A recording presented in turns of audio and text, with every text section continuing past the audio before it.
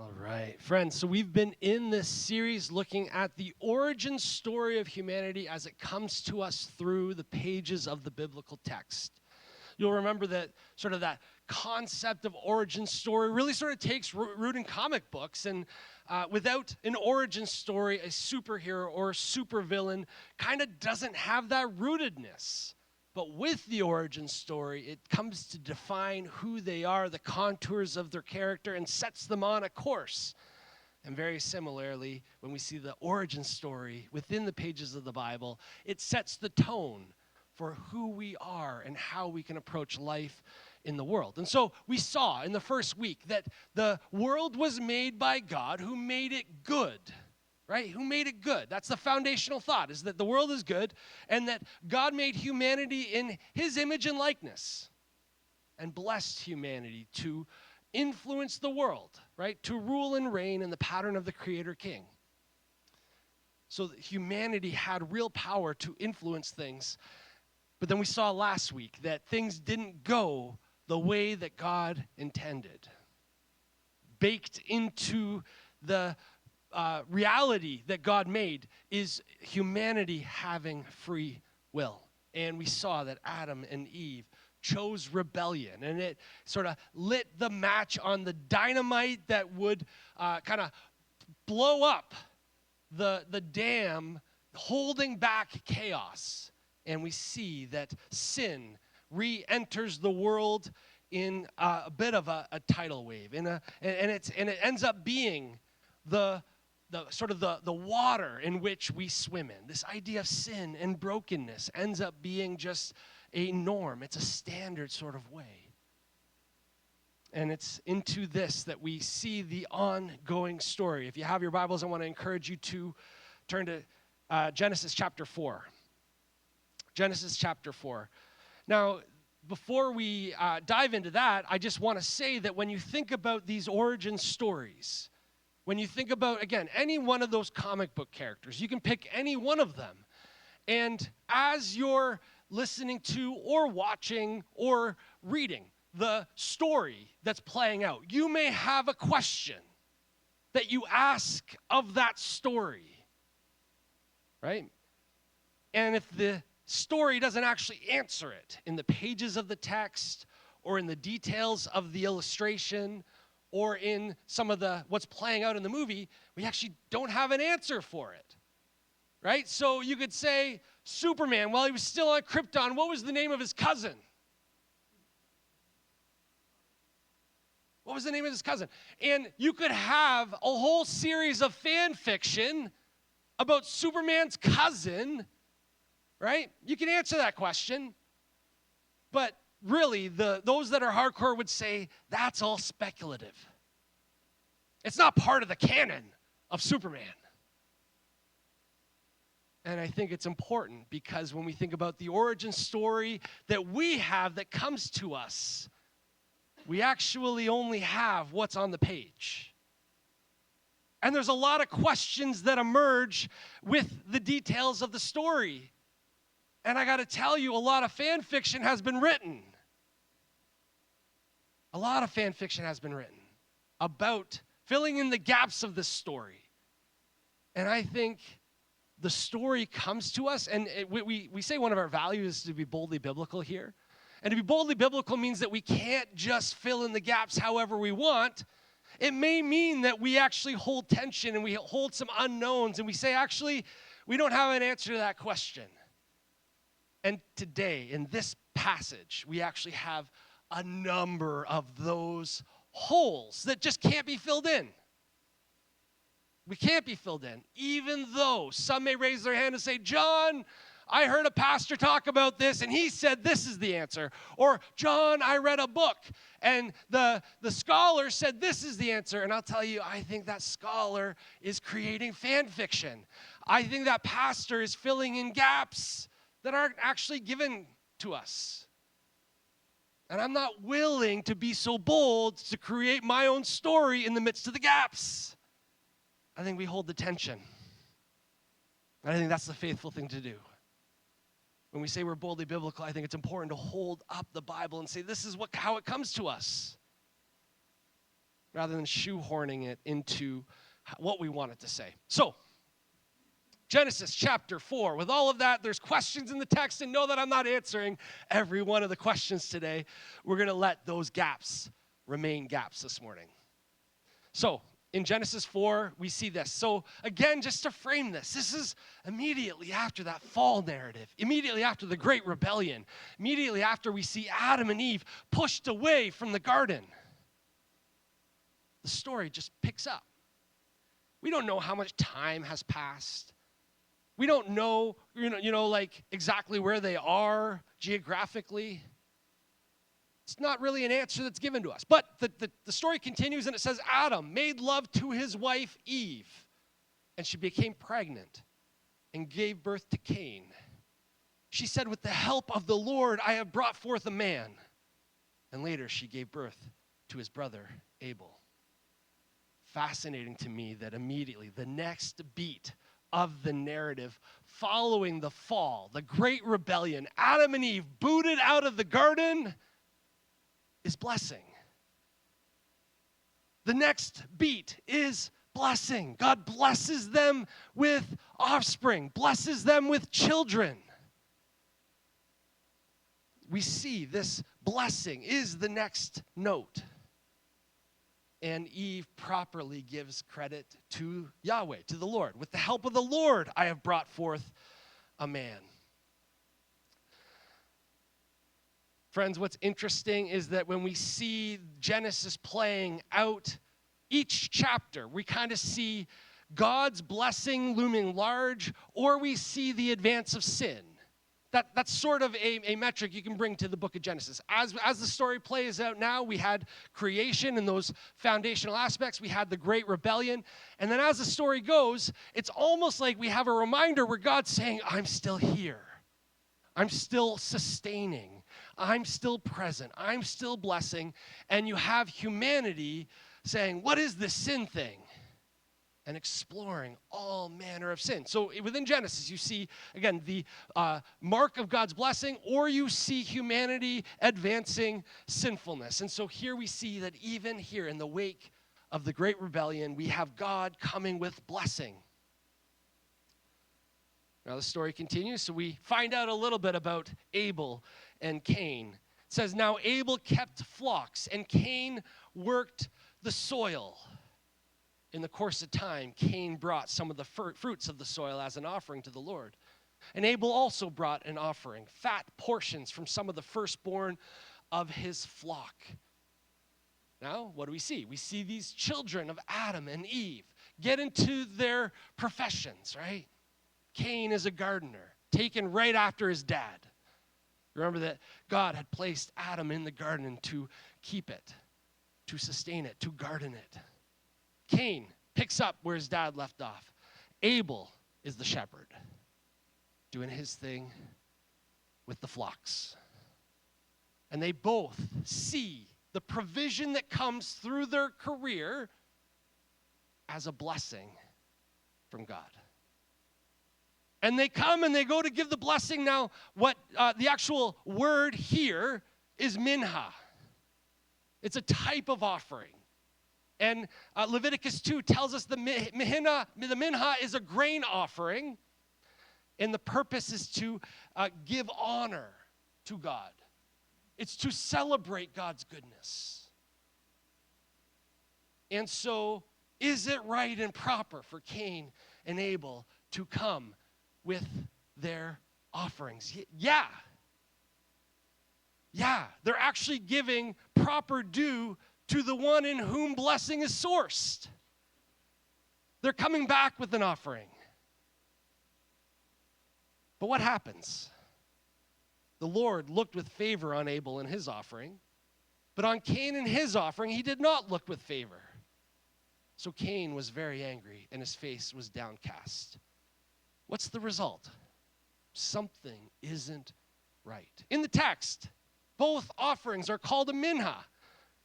And grain and fruits and vegetables are a legitimate offering as minha. Again, Leviticus 2. This is where some of that fan fiction has sometimes come into play.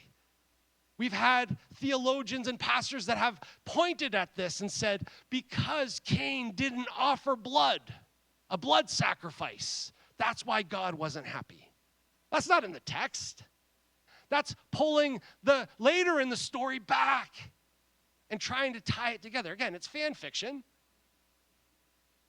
It's not actually what the text says. There's something else going on. We see that Cain may have been trying to offer ingratitude, and yet something isn't right. The best we can say is that down in verse 7, where God says, if you do what is right, will you not be accepted?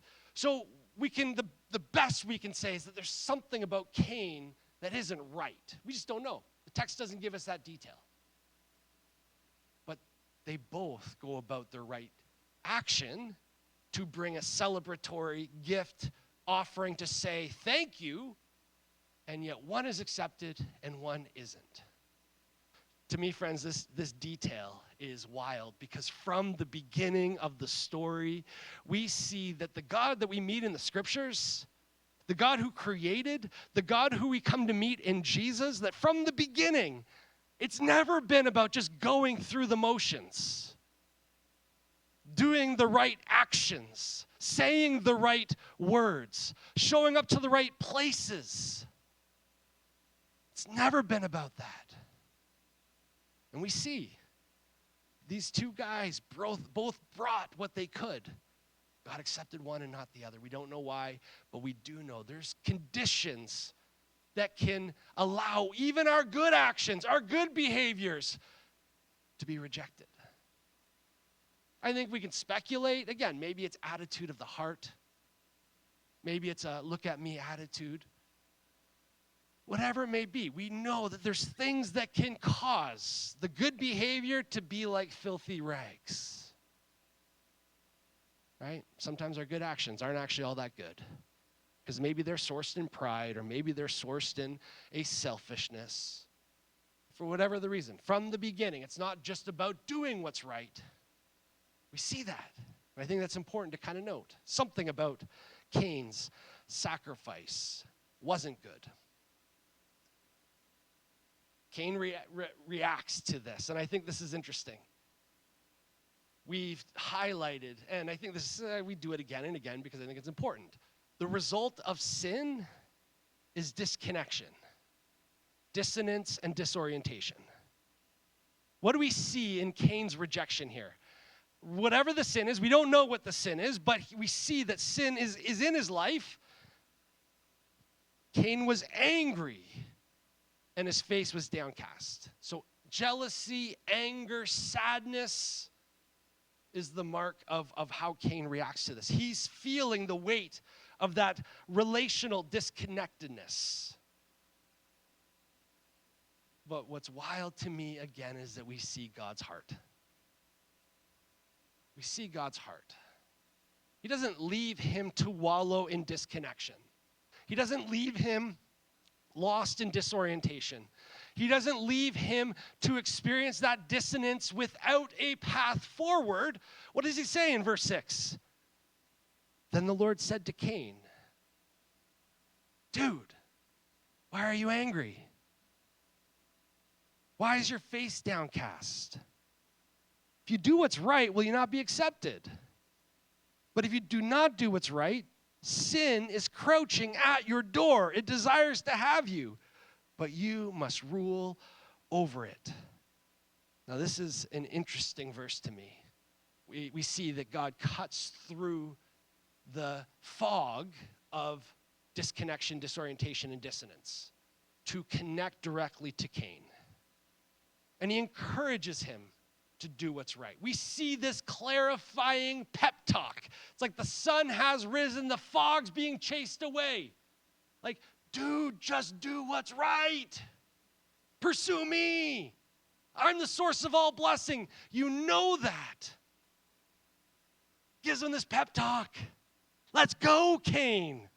Let's go. What does Cain do? The very next verse. Oh, actually, before I get there, this is actually a little bit wild. One of the difficult to interpret, understand, translate verses of this whole section is this thing that we see God say about sin. It says, sin is crouching at your door. It desires to have you, but you must rule over it. One of the difficulties in translating this is that there's actually a reference. God is pulling in, or the author who's depicting God's language is pulling in a well-known Mesopotamian demon who lingers around doors, who was just, it's almost like this story in Mesopotamia where they're like, hey, watch out for that demon that's crouching by the door. It's going to get you. Right? So kids are like, oh, I got to be careful walking through the door. Got to watch out for that demon. And we see sin and the nature of sin given this is anthropomorphized, right? This idea of this well-known demon, this well-known story about a demon crouching by the door to get you. You can't underestimate the sneakiness of the sin that's crouching by the door to get you. And so within that ancient mindset, they would have been thinking of, okay, sin is like that demon that's crouching by the door. Got to be careful. Watch your step. So in the context of this pep talk, God's saying, Cain, you can do it. Watch out, because sin will trip you up. Watch out, because sin's there, ready to get you. And then what do we see Cain do? That next beat to the pep talk. Everyone's holding their breath. How's Cain going to respond to God's pep talk? Will he be strong? Verse 8, now Cain said to his brother Abel, let's go out to the field. While they were in the field, Cain attacked his brother Abel and killed him. Friends, can I say this is the worst response to a pep talk ever? Cain, you can do it. You just got to stand strong. Look out for that pesky sin demon that's waiting to get you. Hey, Abel. Out to the field they go. And the picture is, again, that he kills him and he buries him there in the field. Worst response. To an extent, I think this is kind of an exaggerated response that really sort of emphasizes what sin does in our lives. We can allow it to fester. It can take root. That root goes down into our heart, and our response can wind up being an exaggerated response rooted in the evil and the brokenness and the hurt. We see that Cain was embarrassed. He was jealous. He was angry. He ignored God. And then he resorted to violence and murder. Now the story continues, and what's interesting is we see this Q&A between God and Cain. And similar to the Q&A we saw last week, this is less about God discovering information and more about God giving Cain an opportunity to confess, to speak truth, to fess up. In verse 9, then the Lord said to Cain, hey, Cain, where's your brother Abel? I don't know, he replied. Am I my brother's keeper? Fascinating response here. Now, this is often one that, am I my brother's keeper? This ends up getting rooted in sort of the colloquial understanding of those who have grown up in the church. We know this story. Am I my brother's keeper? We can talk about this. And what's interesting is this, am I my brother's keeper, actually points back to Genesis 2, verse 15. This is, again, I highlighted this when we were in the first day. When God placed Adam in the garden, it said he was there to care for the garden. Genesis 2:15. The Lord took the man and put him in the Garden of Eden to work it and take care of it. That word take care of it is the same word as Cain pulls in right now for keeper. So to care for it and keep it is sometimes translated that 2:15. But it's the same word. So Adam was placed in the garden to care for it and keep it. He was given responsibility for the garden. Cain saying, I have no responsibility for my brother. Really? Am I supposed to have responsibility for my brother? It's an interesting sort of picture we see as sin is taking root in this section. Because of sinful rebellion, we saw that Adam and Eve had the responsibility for that sacred garden removed. Right? That was pulled away from them. They said, that's not yours anymore. And now Cain has denied any sense of responsibility for his own family. Even though it was him who killed his brother. Well, God responds. Verse 10, the Lord said, what have you done? Listen, your brother's blood cries out to me from the ground. Now you're under a curse and driven from the ground, which opened its mouth to receive your brother's blood from your hand. When you work the ground, it will no longer yield its crops for you. You will be a restless wanderer on the earth. You see that the declared result of Cain's action is, there's a lot of parallels to the result, the consequence. He, as a gardener, killed his brother, buried the body in the ground, and now that same ground will not produce crops for him. Right? The story tells that the consequence is a direct result of the actual crime, of the actual rebellion. And from there, we see that God responds, sends him away. Right? He's sent away from that cultivated soil. He goes from being a gardener in the pattern of his dad, caring for the ground, lovingly bringing out fruits and vegetables that life is in, and he's banished. He's banished into the desert. He's pushed away to be a wanderer. And he will neither have the opportunity to be the gardener or to be the shepherd. He will be a restless wanderer. Verse 12, you will be a restless wanderer on the earth. Now, what's interesting about this? Pushed away from his family, pushed away from all that's there. Within the ancient world, your family was your source of security. Your family was your source of safety. You stumbled upon another tribe. You didn't have brothers, cousins, family behind you. They're going to take all you got and probably leave you killed. Family. Without family, you're in trouble. And you see that. Cain responds to God. Verse 13, Cain said to the Lord, my punishment is more than I can bear. Today you're driving me from the land, and I will be hidden from your presence. I will be a restless wanderer on the earth, and whoever finds me will kill me. You see here the embodiment of the results of sin, right? Disconnection, disorientation, disconnection, disorientation, and dissonance, right? He says, my punishment is more than I can bear. You see that dissonance playing out in his psyche. He says, today you're driving me from the land, and I will be hidden from your presence. There's that disconnection clearly there. And he says, I will be a restless wanderer on the earth. Whoever finds me will kill me. That disorientation. I'm a wanderer on the earth. I'm going with no destination in mind. I'm wandering.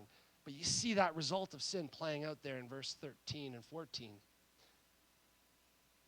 But here we see a note of blessing once again. God responds to Cain in the midst of his turmoil. Verse 15 says, but the Lord said to him, hold on, Cain, not so. Anyone who kills Cain will suffer vengeance 7 times over. In the ancient world, when you've left your family and you're alone wandering in the desert, you're easy pickings. God says, I will be your family. I will be the one that's going to care for you. I will be the one that holds people to account. I will be the one that offers vengeance on your behalf. There's a note of blessing, even in the midst of Cain's sin and brokenness. It says, then the Lord put a mark on Cain so that no one who found him would kill him. So Cain went out from the Lord's presence and lived in the land of Nod, east of Eden.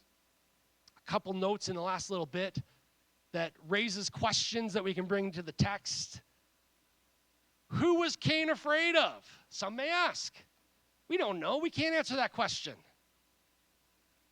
You can bring in a hypothesis, but we don't actually know, and the text doesn't give an answer. So it's actually probably better to say, it's not for us to know. Also, you can ask, well, what's the mark of Cain?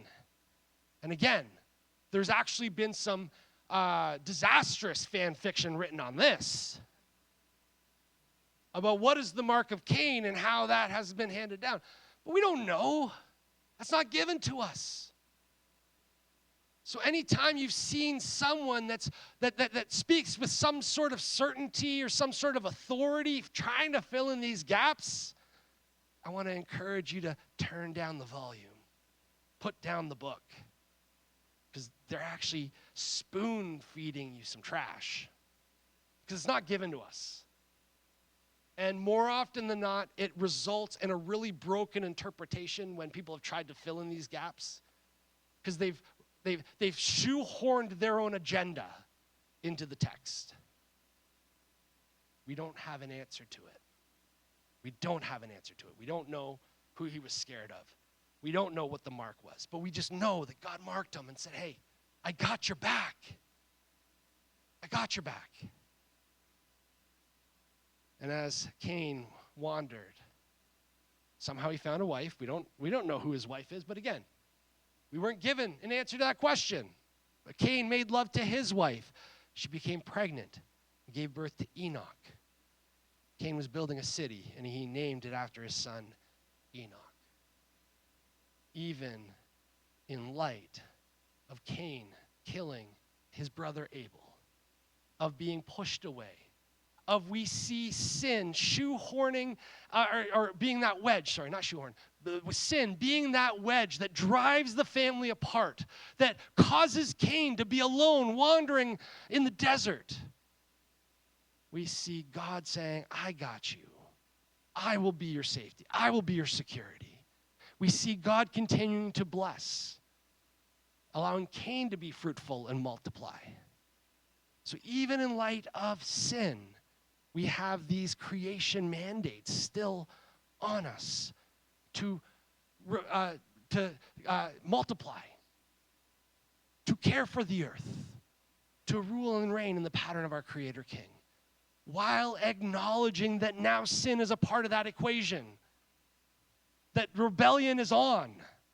We live in a state of rebellion. It's what weighs on us. And we see that even in this, our good actions are sometimes not so good, because deep down inside, there's other motivations driving that good action. We see that even though we may turn our backs completely on the way that God has for us, God never turns his back on us.